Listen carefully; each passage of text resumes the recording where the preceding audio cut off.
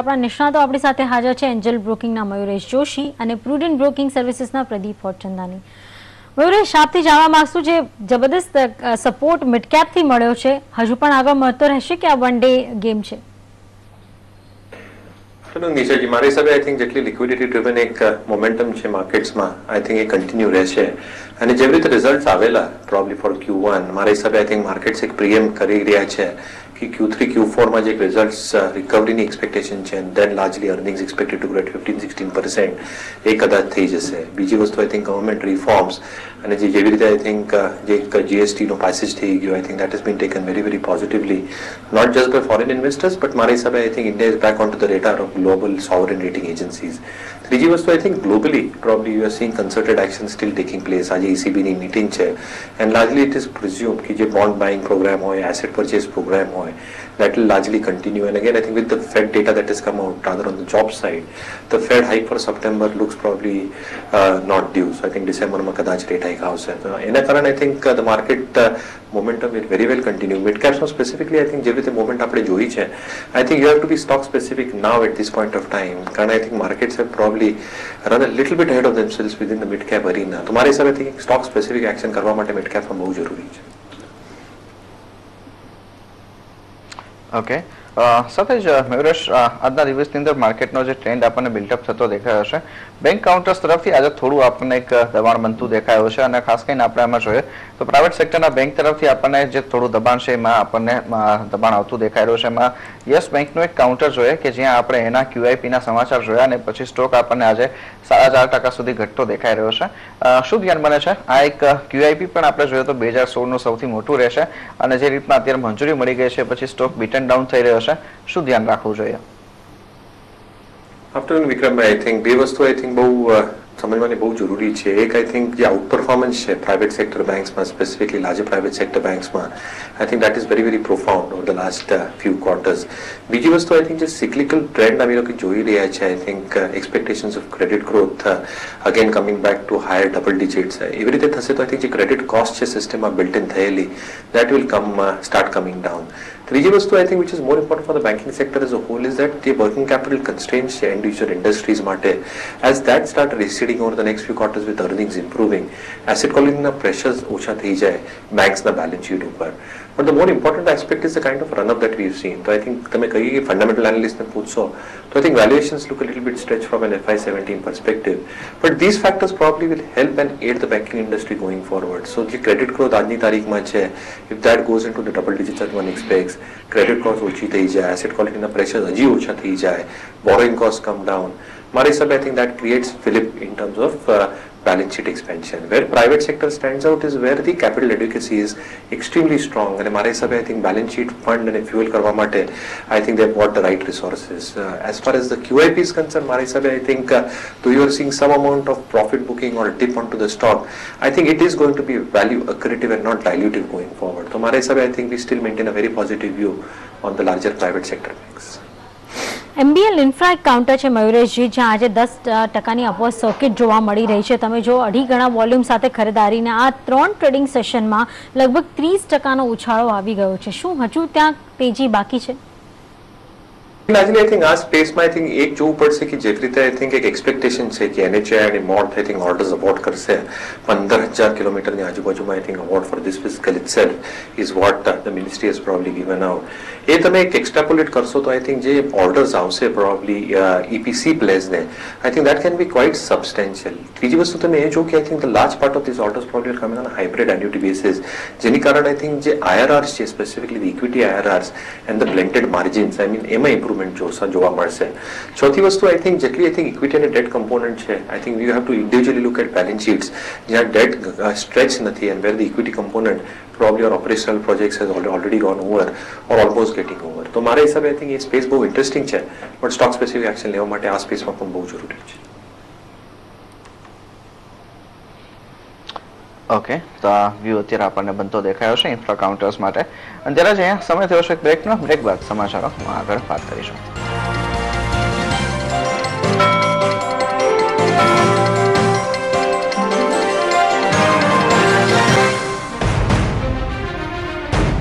Welcome back. આપ જોઈ રહ્યા છો ક્લોઝિંગ બેલાના. અત્યારે માર્કેટ પર આગળ ચર્ચા વધારીએ પહેલા અત્યારે જોઈએ તો ગુજરાત કોંગ્રેસના શક્તિસિંહ ગોહિલે અત્યારે રાજીનામું આપી દીધું છે અને ગુજરાત કોંગ્રેસના શક્તિસિંહ ગોહિલે અત્યારે કોંગ્રેસ પ્રમુખને પત્ર લખીને આ રાજીનામું સ્વીકાર્યા કહ્યું છે અને તેમણે સાથે એમ પણ કહ્યું છે કે તેઓ હવે અહીંયા એક કાર્યકર્તા તરીકે કામ કરવા માટે થઈને તૈયાર છે. અને સાથે આપણે જણાવી દઈએ કે આજે જ આપણે આ સમાચારો આવતા જોયા હતા કે જ્યાં કોંગ્રેસમાં જૂથવાદને લઈને કકળાટ હવે વધતો દેખાયો હતો અને તેને લઈને નારાજ કુંવરજી બાવળિયા પણ અત્યારે પ્રદેશ કાર્યાલયને રજૂઆત કરવા માટે જવાના હતા અને એ તબક્કે જ અત્યારે શક્તિસિંહ ગોહિલ તરફથી રાજીનામું આપવામાં આવ્યું છે. તે અહીંયા થોડી એક સૂચક બાબત કહી જાય છે કે કોંગ્રેસની અંદર આંતરિક અત્યારે જે જૂથવાદની સ્થિતિ બની રહી છે એ અત્યારે વધારે ગંભીર સ્વરૂપ ધારણ કરતી દેખાઈ રહી છે. એક તરફ આપણે જોઈએ તો પાટીદાર આંદોલનની અંદર પણ કોંગ્રેસે એક ભૂમિકા જે ભજવવાની હતી વિરોધ પક્ષ તરીકેની તે ભૂમિકાની અંદર ક્યાંક ને ક્યાંક થોડી જે નિષ્ફળતાઓ રહી હતી અને તેમના જ પક્ષના કેટલાક માણસો કાર્યકર્તાઓ તરફથી અહીંયા જે વિવાદાસ્પદ નિવેદનો આવતા દેખાયા હતા તેની અસર પણ ક્યાંક ને ક્યાંક આંતરિક જૂથવાદ ઉપર બનતી જોવા મળી હતી.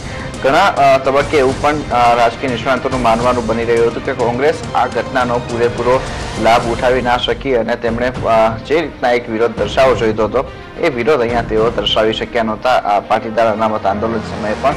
અને એ સમયે જ આપણે જોઈએ તો હવે આગામી વિધાનસભાની ચૂંટણી આવી રહી છે એ પહેલા શક્તિસિંહ ગોહિલે રાજીનામું આપ્યું છે તે ક્યાંક ને ક્યાંક હવે ગુજરાત કોંગ્રેસની સ્થિતિના આંતરિક જૂથવાદ અને આંતરિક વિખવાદને સપાટી ઉપર લાવતી દેખાઈ રહી છે.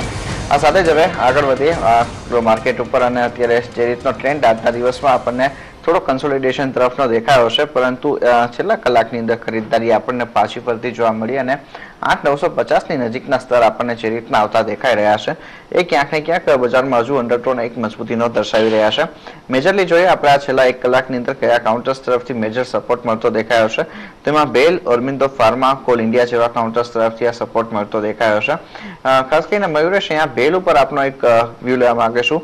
પરિણામો જે ધારણા હતી એના કરતા વધારે સારા આવતા દેખાયા છે પરંતુ બ્રોકરેજ હાઉસ તરફથી હજુ પણ આપણે જોઈએ તો અહીંયા અંડર પરફોર્મના રેટિંગ અને ટાર્ગેટ પ્રાઇસ ઘણા નીચે આપવામાં આવ્યા છે. શું ધ્યાન બની રહ્યું છે આપનું? બેલ માટે અત્યારે અહીંયા ખરીદદારી કરવી જોઈએ કે પછી આ લેવલ ઉપર એક વખત નફો બુક કરવો જોઈએ? નહીં વિક્રમભાઈ, આઈ થિંક નંબર્સ તો આઈ થિંક એકદમ સારા હતા પણ મારા હિસાબે આઈ થિંક જે કન્સિસ્ટન્ટી નંબર્સમાં આવી જોઈએ I think analysts are probably waiting for that.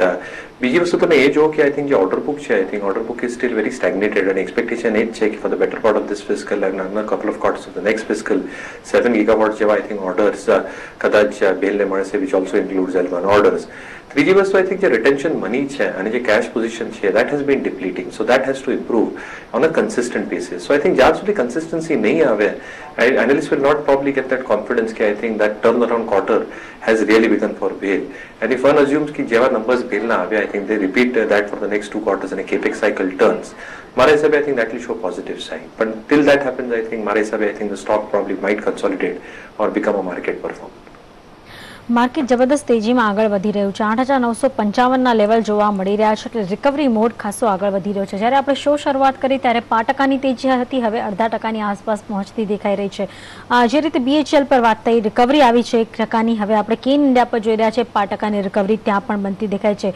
Call India, HDFC, Dabur, Vedanta, આયુષ્ય મોટર્સ, અદાણી પોર્ટ્સ જેવા કાઉન્ટર આજના દિવસે હવે ફરી રિકવરી આપતા જોવા મળ્યા છે. મેટલ પેક આજના દિવસે ખાસું બઝિંગ છે. પ્રદીપ, શું લાગે છે એમાં? ખાસ તમે સેલનું કાઉન્ટર જુઓ, 4.5%ની તેજી છે. હવે ટાટા સ્ટીલ પર નજર કરો, 52 સપ્તાહના ઉચ્ચતમ સ્તર પર ટ્રેડ કરી રહ્યું છે. શું ખાસ કારણ અને શું કરવું જોઈએ આગળ?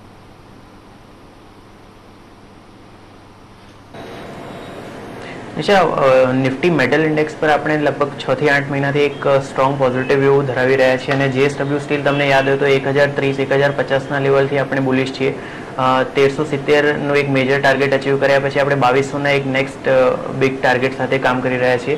ટાટા સ્ટીલની પર્ટિક્યુલરલી વાત કરીએ તો અહીંયા એક જે નિયરેસ્ટ રેઝિસ્ટન્સ અથવા ટાર્ગેટ છે એ લગભગ 410 થી 420ના રિજનમાં આવશે જ્યાં એના મેજર રેઝિસ્ટન્સ પ્લેસ છે. તો અહીંયા પણ આપણે એક ઘણા સમયથી પોઝિટિવ રાખ્યું છે અને એક રેઝિસ્ટન્સ 410 થી 420ના રિજનમાં આવશે. સેલની પર્ટિક્યુલરલી વાત કરીએ તો આજે એક રિઝલ્ટનો દિવસ છે, કદાચ રિઝલ્ટ આવવાના છે તો એની પર નજર રહેશે. ટેકનિકલી આઈ થિંક 51ની રિજનમાં એનો પ્રીવિયસ જે ટોપ હતો એને આ સ્ટોકે ડિસાઇસિવલી ક્રોસ કર્યો છે. તો આઈ થિંક 62 થી 63ના નેક્સ્ટ ટાર્ગેટ સેલમાં બને છે પણ એક વખત રિઝલ્ટને ધ્યાનમાં રાખીને કામ કરવું જોઈએ. ઓકે, પરિણામોને ધ્યાનમાં રાખીને એક કામ કરવા માટેની સલાહ બનતી દેખાઈ રહી છે. મિડ સાઇઝના કાઉન્ટર્સની જ વાત થઈ રહી છે, તેમાં એક બીજું કાઉન્ટર આજે આપણે જોઈએ કે જ્યાંથી આપણે ઘણો સારો મૂવ આવતા જોયો છે. ઇન્ડિયાબુલ રિયલ એસ્ટેટનું કાઉન્ટર જોઈએ. 50 અને 100 દિવસના મૂવિંગ એવરેજ પરનું એક સારું બ્રેકઆઉટ આવતું દેખાઈ રહ્યું છે. વોલ્યુમ પણ જોઈએ તો અહીંયા આપણને એવરેજ વાઇઝ આપણને સુધરતા દેખાઈ રહ્યા છે. અત્યારે આપણે જોઈ શકીએ છીએ ઇન્ડિયાબુલ રિયલ એસ્ટેટના કાઉન્ટરની અંદર એક સારી એવી મજબૂતી તરફનો કારોબાર આગળ વધતો દેખાઈ રહ્યો છે, ઓલમોસ્ટ 6%ની. શું ધ્યાન બનશે પ્રદીપ અહીંયા?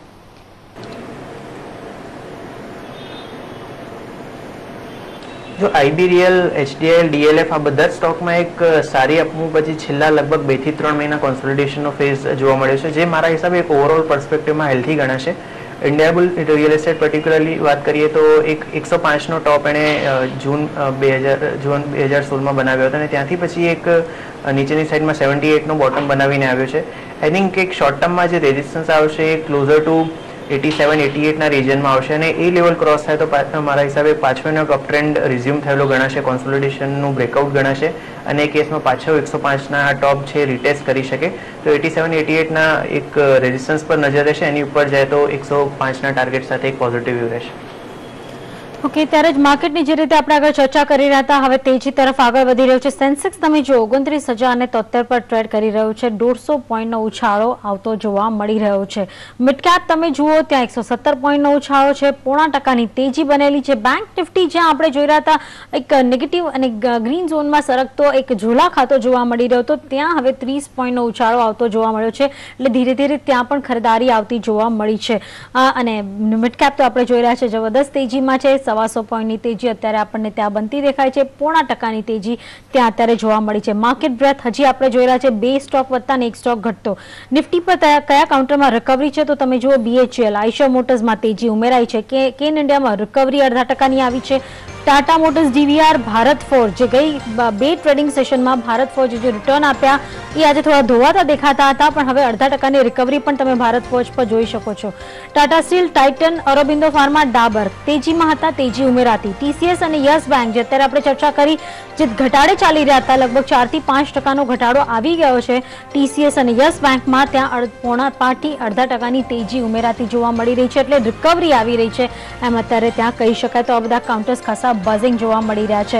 મિડકેપમાં એકવાર નજર કરી લેજો, તેજી હજુ ઉમેરાતી જોવા મળી છે. એમાં તમે જુઓ Indiabulls venture, Welspun India, Pricol, Poddar developers જે દબાણમાં હતું ત્યાં 0.5%ની રિકવરી આવી છે. ગોડફ્રે ફિલિપ્સ સતત ખરીદારીના ટ્રેન્ડમાં, વોકહાર્ડ, પ્રાજ ઇન્ડસ્ટ્રીઝ, સિમ્ફની જેવા કાઉન્ટર આપણને દેખાઈ રહ્યા છે તેજી ઉમેરાતા તેજી કરતા, પણ ઉગર સુગર વર્ક્સ, એજિસ લોજિસ્ટિક જેવા કાઉન્ટર જે સવારથી દબાણમાં ચાલી રહ્યા છે ત્યાં હવે રિકવરી આવતી જોવા મળી છે. મિડકેપમાં ખાસ ફોકસ તો અત્યારે આપણે જોઈ રહ્યા છે એક કાઉન્ટર છે ગોડફ્રે ફિલિપ, લગભગ 3 ટ્રેડિંગ સેશનમાં 12.5%નું રિટર્ન આપ્યું છે. પ્રદીપ, ચાર્ટ કેવા લાગે છે?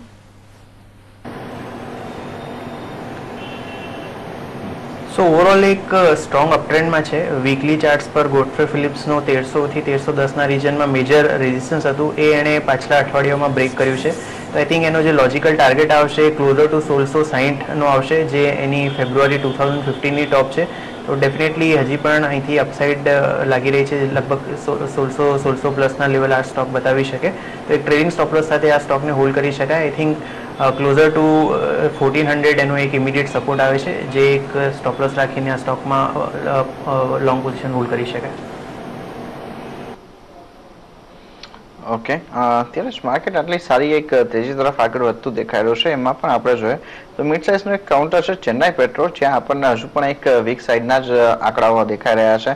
3.25% જેટલી એક ઘટાડા સાથે અત્યારે સ્ટોકમાં ટ્રેડ થઈ રહ્યો છે. મેવરેજ પરિણામ બાદ આ સ્ટોકની અંદર જે રીતનું આપણને એક પ્રેશર બનતું દેખાયું છે, શું ધ્યાન રાખવું જોઈએ? અહીંયા આ ઘટાડે ખરીદારી કરવી જોઈએ કે પછી હજુ ઘટાડો આપ આગળ વધતા જોવો છો અહીંયા? Largely તમે જોશો તો I think જે GRMs આવે I think that was a little disappointing, અને જેવી રીતે I think એક expectation છે probably for this pack of either inventory gain or losses getting adjusted. I think A factor I think adjust કરવું પડશે balance sheets ઉપર. પણ તમે એક large call લેશો તો I think OMCs is something that I'll still be looking at on declines. I think the capex plans છે OMCs no, I think that is giving significant amount of support for GRMs to get supported going ahead. બીજી વસ્તુ તમે જો કે I think જે રીતે existing model છે, I think the distillate yields will probably get maintained. કારણ કે જેવી રીતે I think એક product mix છે, I think most of the OMCs are working to the middle distillates અને Singapore GRMs is working on light distillates. એટલે જેટલી crack આપણે સિંગાપોર GRMs માં જોવા મળી છે, that much crack probably will not come through in terms of even the core distillate yields or GRMs of OMC companies. ત્રીજી વસ્તુ I think જે રીતે માર્કેટિંગ માર્જિન્સ છે, ડીઝલ હોય, પેટ્રોલ હોય, which is currently doing at ₹1.70 and ₹1.60, if there is some incremental addition happening on that over the next few quarters, મારા હિસાબે EPS upgrades even from the current price is possible. તો મારા હિસાબે I think OMC as a pack on declines is still something that will continue to prefer. OMCs પર અત્યારે એક view બનતો દેખાઈ રહ્યો છે. અત્યારે જબરદસ્ત રિકવરી આપણે જોઈ રહ્યા છે. મને તેજીમાં એક કાઉન્ટર જે સવારથી આપણને જોવા મળ્યું છે, જ્યાં techno fab engineering 20% upper circuit પર છે. પ્રદીપ, શું કોલ બને? કારણ કે આ ફક્ત એક દિવસમાં જબરદસ્ત ઉછાળો આવી ગયો છે. જી, એક ઘણા સારા વોલ્યુમ સાથે આ સ્ટોક અપર સર્કિટ પર કામ કરી રહ્યો છે. આઈ થિંક 247 જે જૂન મહિનામાં એનો હાઈ બન્યો હતો, એ જ એક ઇમિડિયેટ ટાર્ગેટ રહેશે અને એ ક્રોસ થાય તો ફર્ધર હાયર લેવલ્સ એમાં આવી શકે. તો એક પોઝિટિવ રાખવું જોઈએ. આઈ થિંક નિયરેસ્ટ જે સપોર્ટ આવશે ક્લોઝર ટુ 208ના રિજનમાં આવશે. એ સ્ટોપ લોસ રાખીને આ સ્ટોક પર હોલ્ડ રાખવું જોઈએ. ઓકે, તો આ વ્યૂ અહીંયા બનતો દેખાઈ રહ્યો છે અને આપણે જોઈએ તો આજના દિવસમાં 8,960 સુધીના સ્તર આપણને નિફ્ટીની અંદર આવતા દેખાયા છે અને એમાં સારું એવું કોન્ટ્રીબ્યુશન આપવા જોઈએ તો આજે પણ ઓટો સ્ટોક તરફથી આવતું દેખાયું છે. પરંતુ આ વખતે અહીંયા જોઈએ તો સિલેક્ટિવ બેંક કાઉન્ટર્સ મિડ સાઇઝના ખાસ કરીને પ્રાઇવેટ સેક્ટરના બેંક તરફથી પણ આવતો દેખાયો છે અને એમાં જોઈએ તો આપણને મિડ સાઇઝના બેંક તરફથી પણ આજે એક સારો મૂવ આવતો દેખાયો છે, જેમાં જમ્મુ એન્ડ કાશ્મીર બેંકનું કાઉન્ટર છે જે આજે આપણને 11.5% વધતું દેખાયું છે. મયુરેશ, અહીંયા કોઈ આપનું ધ્યાન બને છે અત્યારે મિડ સાઇઝના કાઉન્ટર માટે થઈને કોઈ વ્યૂ રાખવો જોઈએ? Yeah, I think બહુ સિલેક્ટિવ રહેવું પડશે કારણ કે જેવી રીતે I think એસેટ ક્વોલિટીના પ્રેશર્સ છે I think હજી પણ બેલેન્સ શીટ ઉપર I think કોએક્ઝિસ્ટ કરે છે. બીજી વસ્તુ I think even if you break down asset ક્વોલિટીનો એક ફ્રેમવર્ક, જેટલા રીસ્ટ્રક્ચર્ડ એસેટ છે, સ્ટેન્ડર્ડ એસેટ્સ છે I think જે રીસ્ટ્રક્ચર્ડ પાઇપલાઇનમાં આવ્યા છે, there is some recovery expected on that front, but largely I think જે SDR સ્કીમમાં હતા અને large part of management transcripts have been indicating કે I think it will take at least 1 to 2 quarters. ત્રીજી વસ્તુ I think જે capital adequacy છે, it is not as strong as the larger private sector ones, which effectively means કે જ્યારે credit growth resume થશે I think they probably do not have the ammunition to probably fuel their balance sheet expansion in the manner that the larger private sectors will continue. તો મારે I think I'll still focus on the larger private sector banks. Mid-cap private sector, I think there is every possibility because of the large cap private sector banks moving up.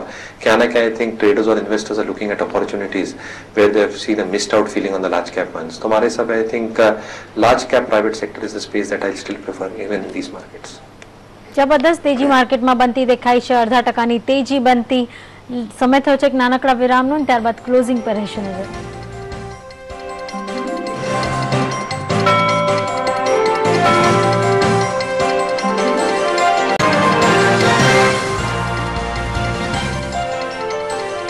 નાનકડા વિરામ બાદ સ્વાગત છે. Market તેજીના મૂડમાં છે. 9,000 સુધી પહોંચવાના પૂરેપૂરી કોશિશ થઈ રહી છે અને આજે તો 8,954ના આંકડા પર ક્લોઝિંગ થવાની પૂરી શક્યતા અત્યારે દેખાઈ રહી છે, જે રીતે તેજી બનતી દેખાય છે. પણ એની વચ્ચે અમુક મિડકેપ કાઉન્ટર્સ જે છે આજના દિવસે જબરદસ્ત ખરીદારીના ટ્રેન્ડમાં છે. એમાં ખાસ કરીને તમે જોશો તો HCC અને પટેલ એન્જિનિયરિંગ. આપણી સાથે આપણા નિષ્ણાતો મયુરેશ જોશી અને પ્રદીપ ફોર્ટચંદાની જોડાઈ ગયા છે. મયુરેશજી, પાછલા સપ્તાહોમાં ખાસ કરીને ઇન્ફ્રા કંપનીઝ માટે જે પગલાં સરકારે લીધા છે એમાં HCC, પટેલ એન્જિનિયરિંગ જેવી કંપનીઓને ખાસો ફાયદો થાય એવી શક્યતાને પગલે સતત ખરીદારી થઈ રહી છે. શું હજુ તેજી કરવી જોઈએ કે હવે અહીંયા એક બ્રેક લાગવો જોઈએ? કદાચ આ કાઉન્ટર્સ હવે કન્સોલિડેટ થશે નિશાજી, કારણ કે જેટલી આઈ થિંક એક પોઝિટિવ સેન્ટિમેન્ટ્સ અને ન્યૂઝ પ્લે આઉટ થવાની હતી સ્ટોક્સ ઉપર, મારા હિસાબે આઈ થિંક થઈ ગઈ છે. I think yes it is sentimentally and incrementally positive for this counters, but I think જ્યારે once the money starts coming in whatever proportion, I think જેટલા રિસીવેબલ્સ છે, જેટલી ડેટ પોઝિશન છે, એ definitely ઓછી થશે. Because of this I think જે interest and finance cost burden છે આ કંપનીઝ ઉપર, which they were not able to probably service and which was eating into a lot of their earnings, I think that will slowly start coming down. They can focus more on execution, and that can have a telling effect in terms of their earnings. But largely, I think the markets will now factor in कि क्या पैसा आवश्यक है and in what proportion the execution will improve. So let the stocks consolidate at this level and let the money come through. Once that starts happening onto their P&L accounts, हमारे हिसाब से I think structurally things will start improving for these companies. But in my opinion, I think our stocks consolidate जैसे आ रही हैं. Okay ધીરજ, market આજે આપણને એક sharp recovery આવતું દેખાડ્યું હતું, ત્યારે પ્રદીપ શું ધ્યાનમાં છે અત્યારે? BTST કોલ બનશે કે પછી SGBT? વિક્રમ, બે મિડ કેપ સ્ટોકમાં BTST માટેની રેકમેન્ડેશન રહેશે. પહેલો સ્ટોક છે KSL એટલે કે કલ્યાણી સ્ટીલ. એક ખૂબ જ મોટો આઉટપરફોર્મર રહ્યો છે અને છેલ્લા 5 થી 6 મહિનામાં એક ઘણા સારા રિટર્ન આપ્યા છે. હવે આ સ્ટોકમાં છેલ્લા 10-12 ટ્રેડિંગ સેશનમાં એક કોન્સોલિડેશનનો ફેઝ જોવા મળ્યો હતો અને આજના સેશનમાં એક આર્લી ચાર્ટ્સ પર એક સારા વોલ્યુમ સાથે બ્રેકઆઉટ જોવા મળી રહ્યું છે. તો અહીંયા મારા હિસાબે એક 347નો સ્ટોપ લોસ રાખીને લોંગ પોઝિશન ઇનિશિએટ કરી શકાય અને 394 સુધીના ટાર્ગેટ્સ 2 થી 3 દિવસમાં હું એક્સપેક્ટ કરું છું. સાથે જ બીજો સ્ટોક છે નોસિલ. આ સ્ટોકમાં પણ એક છેલ્લા થોડાક દિવસોના કોન્સોલિડેશન પછી આજના સેશનમાં એક ફ્રેશ અપમૂવ રિઝ્યુમ થઈ છે. તો અહીંયા પણ એક 63.10ના સ્ટોપ લોસ અને 69.50ના ટાર્ગેટ સાથે BTSTનો વ્યૂ રહેશે. BTSTમાં જે કાઉન્ટર બની રહ્યા છે એ નોસિલનું છે, ખરીદારી કરીને ચાલી શકો છો. આવતીકાલે 69.5ના ટાર્ગેટ તમને જોવા મળી શકે છે. બીજું જે કાઉન્ટર છે એ કલ્યાણી સ્ટીલનું છે, ત્યાં પણ ખરીદારીની સલાહ છે અને આવતીકાલના ટ્રેડિંગ સેશનમાં આગળ તમે વેચો તો તમને 394ના ટાર્ગેટ જોવા મળી શકે છે. તો BTST કોલ છે, આજે ખરીદો ને કાલે વેચો. ત્યારે બીજા કાઉન્ટર પર આગળ વધીએ, જ્યાં ખરીદારીનું જબરદસ્ત તે એક મોસમ જોવા મળી રહી છે. એમાં એક એવરેસ્ટ કાંતોનું કાઉન્ટર છે, લગભગ 20%ના અપર સર્કિટ પર કામ કરી રહ્યું છે. 3 ટ્રેડિંગ સેશનમાં આપણે એમાં લગભગ 25%નો ઉછાળો જોયો છે. પણ મયુરેશજી, કેવો લાગે છે આ કાઉન્ટર એવરેસ્ટ કાંતો? નહીં, અનફોર્ચ્યુનેટલી હું ટ્રેક કરતો નથી. અચ્છા પ્રદીપ, ટેકનિકલી આપનો કોઈ વ્યૂ?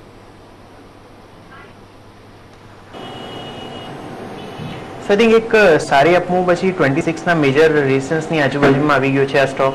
26માં એના મલ્ટિપલ રેઝિસ્ટન્સ છે વીકલી મંથલી ચાર્ટ્સ પર, તો એની પર એક ખાસ નજર રહેશે. 26ની ઉપર આ સ્ટોક સસ્ટેન કરે છે તો એક મેજર બ્રેકઆઉટ ગણાશે અને એ કેસમાં એક 35-36 સુધીની અપમૂવ એક્સટેન્ડ થઈ શકે. ફોર ધ ટાઈમિંગ જે પ્રમાણે તમે કીધું એક અપર સર્કિટ પર છે એટલે સારા એવા ચાન્સીસ છે કે આવતીકાલે આ સ્ટોક આ લેવલની ઉપર જ સસ્ટેન કરે અને ઉપર રહે.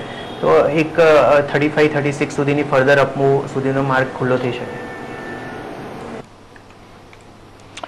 ઓકે, સાથે જ અહીંયા આપણે બીજા કેટલાક મિડ સાઇઝના કાઉન્ટર જોઈએ કે જ્યાં આપણે આજે એક સારો એવો ઉછાળો આવતો જોઈ રહ્યા છે.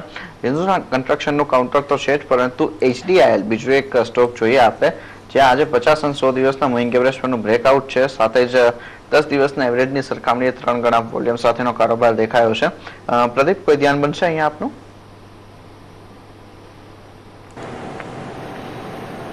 સો આ સ્ટોકમાં પણ એક પ્રીવિયસલી 88-89ના રિજનમાં તો ત્યારે આપણે 110-115ના ટાર્ગેટ સાથે લોંગ પોઝિશન ઇનિશિએટ કરવાની સલાહ આપી હતી અને આ ટાર્ગેટ લગભગ સ્ટોકે અચીવ કર્યા હતા અને એના પછી લગભગ 3 મહિનાથી જે પ્રમાણે આપણે ઇન્ડિયા બુલ્સ રિયલ એસ્ટેટના કેસમાં વાત કરી, આ સ્ટોકમાં પણ એક 2-2.5 મહિનાનું કોન્સોલિડેશન આપણે જોયું છે અને એક જે આ કોન્સોલિડેશનના ફેઝમાં આ સ્ટોકે એના એક સ્ટ્રોંગ સપોર્ટ લેવલ રિટેસ્ટ કર્યા છે. તો ડેટો એક હેલ્ધી કોન્સોલિડેશનના ફેઝમાંથી પસાર થયો છે. આઈ થિંક હવે સારી એવી પ્રોબેબિલિટી છે કે આ સ્ટોક પાછો એના જે 108-110ના લેવલ એને જોયા હતા એ પાછો રિટેસ્ટ કરે અને એ લેવલ ક્રોસ કરે તો પછી એક 120-125 સુધીના એક નેક્સ્ટ લેવલ્સ આવી શકે. ફોર ધ ટાઈમ એક 108-110 સુધીની અપમૂવ જરૂરથી આવી શકે.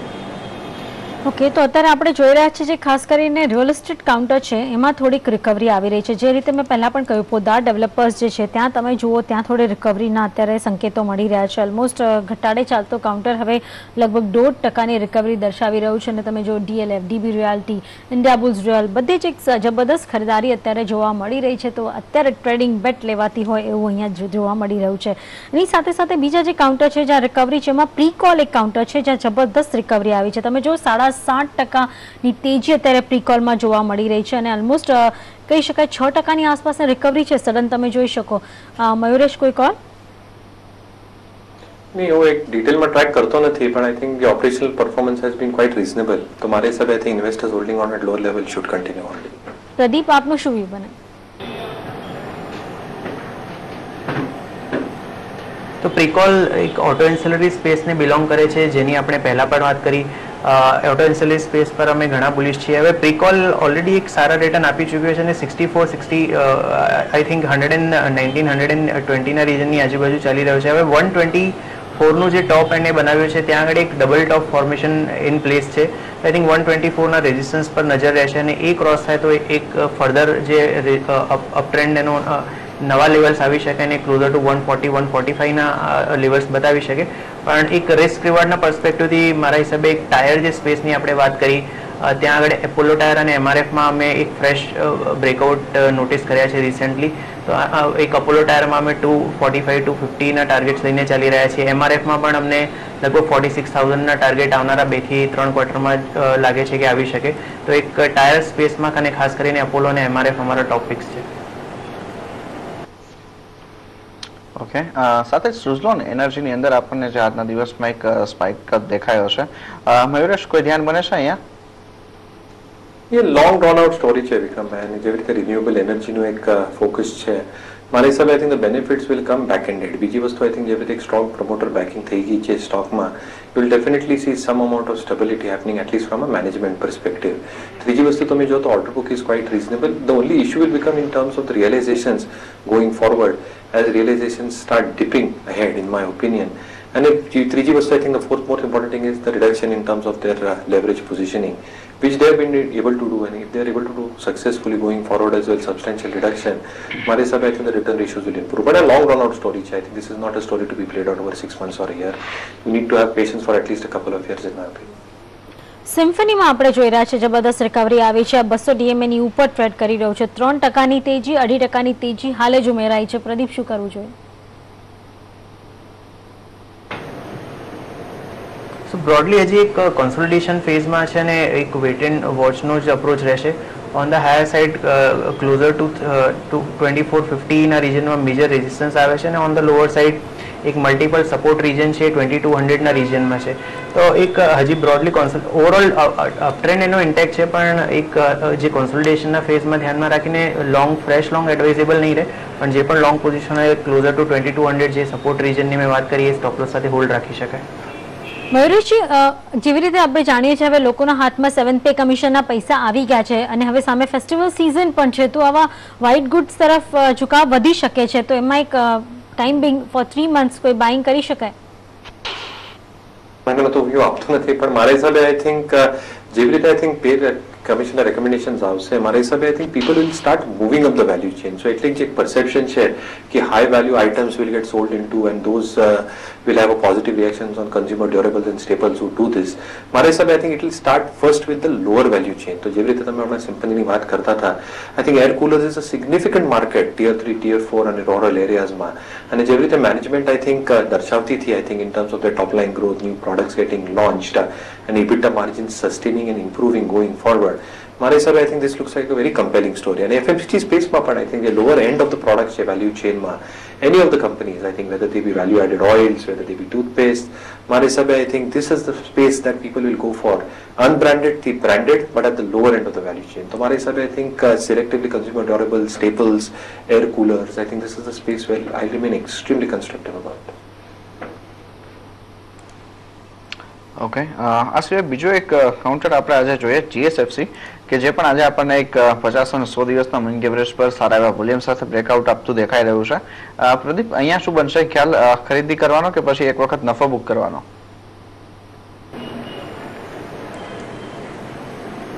સો આઈ થિંક GSFCમાં પણ એક બ્રોડલી કોન્સોલિડેશનનો ફેઝ જ જોવા મળી રહ્યો છે. On the higher side I think એક 78-79ના રીજનમાં ટ્રેન્ડ લાઇન રેઝિસ્ટન્સ આવશે, તો એ ક્રોસ થવું જરૂરી છે. એ થાય તો પછી 85 અને 90 સુધી આપનું એક્સટેન્ડ થઈ શકે. ફર્ધર ટાઈમિંગ એક 200 DMA અને 34 DMA નો સપોર્ટ લગભગ 72ના રીજનમાં છે, સ્ટોપ લોસ રાખીને હોલ્ડ કરી શકાય, પણ નવી જે પોઝિશન એડ કરવાની સલાહ 79ની ઉપર જ રહેશે. ઓકે, આપણે આઈટીની ચર્ચા કદાચ મયુરેશ જોડે નથી કરી. મયુરેશજી, જે રીતે TCS તમે જુઓ અત્યારે ઓલમોસ્ટ 5-6% ઘટાડો આજના દિવસ દરમિયાન આવી ગયો, પણ ચાર્ટ પર હવે 0.5% આસપાસની રિકવરી છે. જે એક BSFI જે આપણે કહીએ છીએ જ્યાંથી સારો એવો રેવન્યુ TCS અને ઇન્ફોસિસને મળે છે, જો એના પર એક પ્રશ્નાર્થ મુકાઈ જાય તો કેટલો ભયાવહ હોઈ શકે આગળ? રિસર્ચ તમે સમજો કે I think Q1 was expected to be weak wage hikes અને વિઝા કોસ્ટ માટે. Q3, Q4 R traditionally week કારણ કે જે રીતે ડિસ્ક્રિશનરી સ્પેન્ડિંગના એક ટ્રેન્ડ્સ ડેવલપ થાય સ્પેસિફિકલી ક્લાયન્ટ એન્ડ ઉપર that creates some amount of jitteriness in earnings generally. એમાં એક બ્રેક્સિટનો પ્રેશર આવી ગયો તો મારી હિસાબે I think Q2 was one quarter where they needed to perform પણ ઘણા બધા કંપનીઝના આઈ થિંક પ્રોફિટ વોર્નિંગ્સ ઓલરેડી આવી ગયા છે.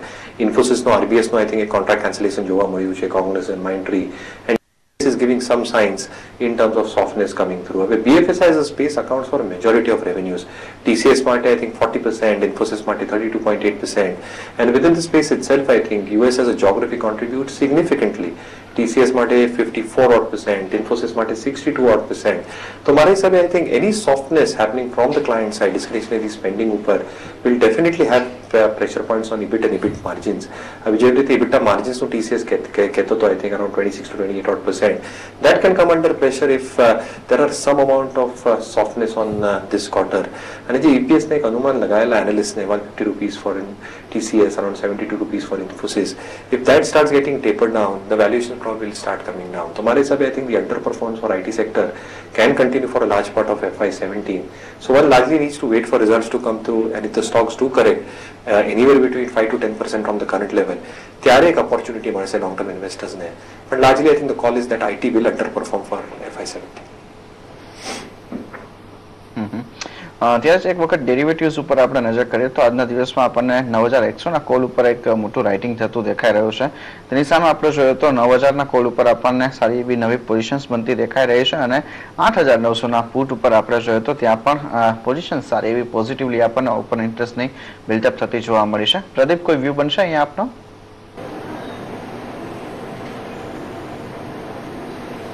આઈ થિંક બ્રોડલી તમે જુઓ કે એક નીચેના લેવલથી સારી રિકવરી આપણે જોઈ છે અને 9000 જે રાઉન્ડ ફિગર જેમ જેમ નજીક આવશે તેમ તેમ જે નીચેના લેવલથી ફસાયેલા લોકો અથવા જે નીચેના લેવલથી જેમનું બાઇંગ છે જે સારું પ્રોફિટ બની રહ્યું છે તો એ ક્લોઝર ટુ 9100 ના બિગ લેવલ્સની આજુબાજુ એક થોડો પ્રોફિટ બુકિંગનો પણ એક વિચાર છે. તો એ હિસાબે જ કદાચ આ લેવલ્સ ઇમ્પોર્ટન્ટ છે ડેરિવેટિવના પર્સપેક્ટિવથી અને ત્યાં આગળ કોલ રાઇટિંગ જે પ્રમાણે તમે કીધું એ થઈ રહ્યું છે અને માર્કેટ એક શોર્ટ ટર્મમાં પણ સારું એવું વધી ગયું છે તે પ્રમાણે થોડુંક બ્રીધર પણ લઈ લેવું છે.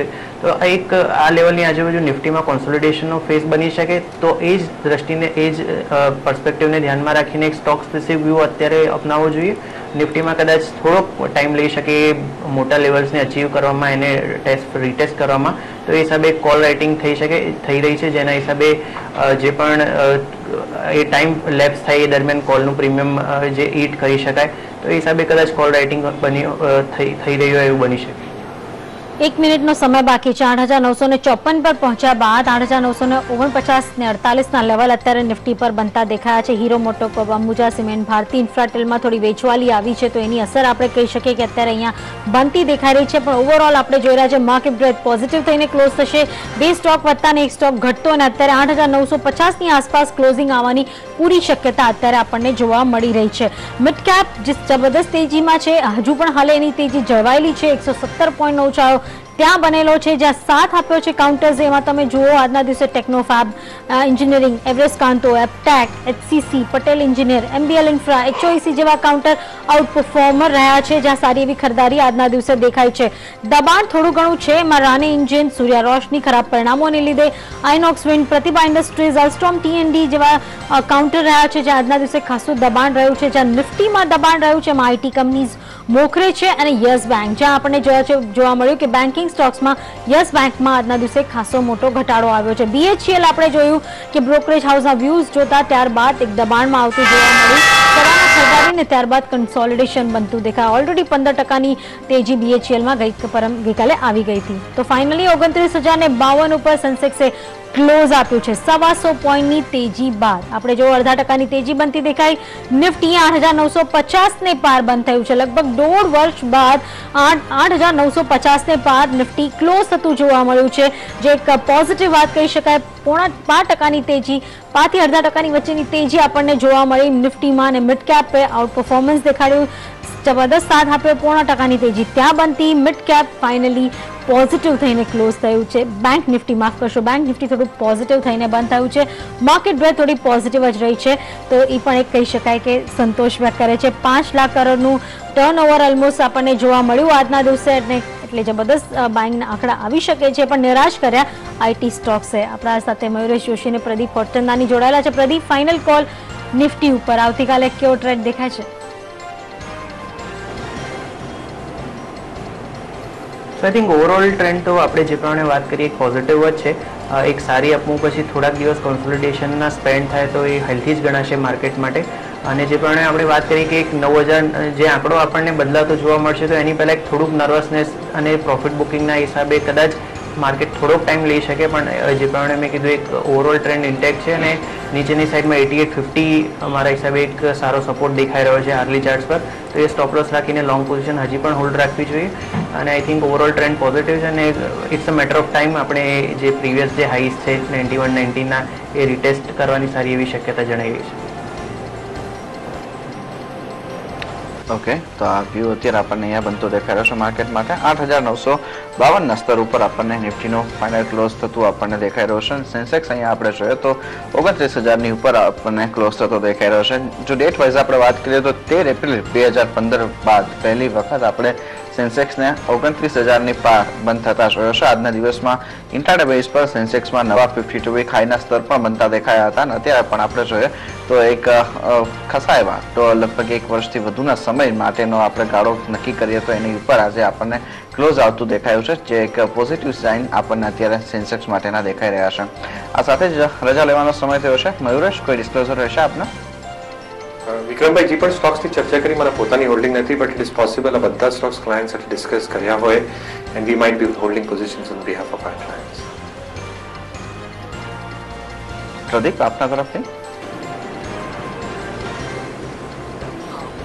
વિક્રમ, કાર્યક્રમ દરમિયાન જે પણ સ્ટોક મેં રેકમેન્ડ કર્યા હોય એમાં મારા ક્લાયન્ટની પોઝિશન હોઈ શકે, મારો કોઈ વ્યક્તિગત રોકાણ નથી. આભાર. ઓકે, ઘણો આભાર મયુરેશ અને પ્રદીપ, આપ બંનેનો પણ અહીંયા અમારી સાથે જોડાવા માટે, સમગ્ર ચર્ચા કરવા માટે. અને સાથે જ અત્યારે હવે ક્લોઝિંગ બેલમાં મને અને નિશાન આપજો રજા. આગળ આપના માટે લઈને આવીશું આજની ભાવ કોપી. આપ જોડાયેલા રહો CNBC બજાર સાથે. નમસ્કાર.